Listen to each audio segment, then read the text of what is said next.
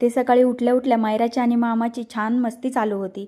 त्यानंतर सकाळी ब्रेकफास्टला इडली, सांबर, चटणी आणि अप्पे असं काही सर्व काही सगळ्यांच्या आवडीचं बनवलं होतं। डोसे पण बनवले होते। त्यानंतर दुपारच्या स्वयंपाकासाठी ते स्वयंपाक वगैरे रेडी झाला। त्यानंतर आम्ही जेवण वगैरे केली आणि इव्हिनिंगला बाहेर जाण्यासाठी निघालो।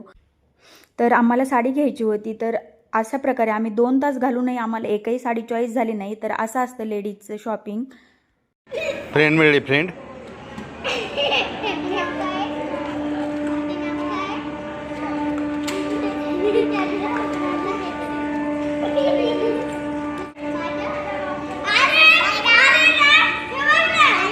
आता इथे मायराला मी सोडून गेलते। ती मस्त असे न्यू फ्रेंड तिला भेटल्या होत्या, खेळत होते। आता काम तर होऊ नाही तर नाही होऊ, पण आवडीचं खाणं झालं पाहिजे।